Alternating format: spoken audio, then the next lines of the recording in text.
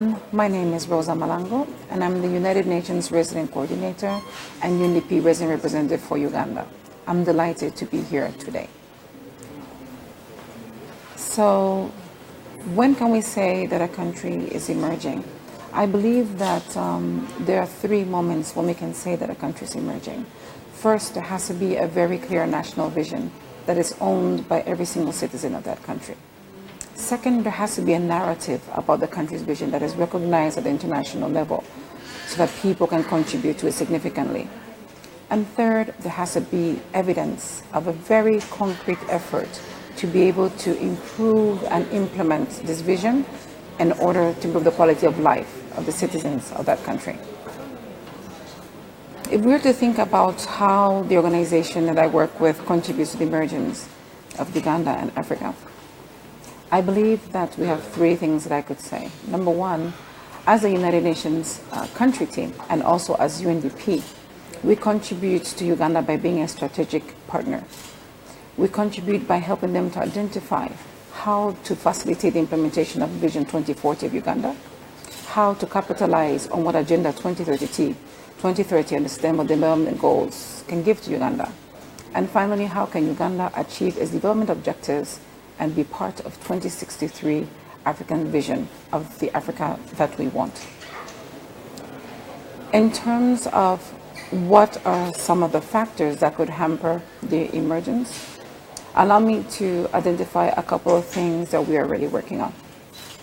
On Uganda, we work with the government and the people of Uganda to identify areas of economic growth. What are the engines? And I'm delighted to let you know that some of them include industrialization. We are pushing for green industrialization. We're pushing for tourism. We're pushing for education and security. All those are engines of growth, which we are working with Uganda to maximize them.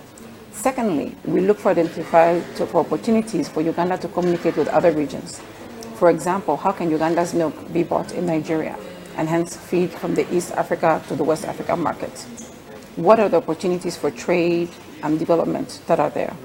This is how we work across regions. And thirdly, we go beyond Africa to look into Asia and Latin America to see what are the lessons from those countries that can be applied, particularly in our rural areas, so that no one is left behind. Uganda today is the second country with the largest number of refugees in the world, number one in Africa. So one of the factors that could hinder their ability to emerge and fulfill Vision 2040 would be the inability to mobilize investment for their vision to produce. Uganda is one of the only countries in the world, not just Africa, where as a refugee, you can contribute to economic development. You have the freedom to work, to live, and own a home. But that model is only sustainable if we invest in agriculture, food security, urban planning, and sustainable water management. So some of the things that we think that will be important to say to others as we conclude is help us to invest in education options. We need to make sure that we have Ugandans who are trained to work in the emerging industries, from oil to agribusiness to renewable energy. We need support to reinforce our local champions. We have private sector and civil society, but they're emerging, and we need to learn from those around us. And we need to be able to link these emerging industries across Uganda, across East Africa, and across Africa. We are a firm believer that Africa is a major market. I conclude to our internet users around the world in terms of what is expected from you. I expect you to come and invest in Africa. Africa is the greatest emerging market in the world.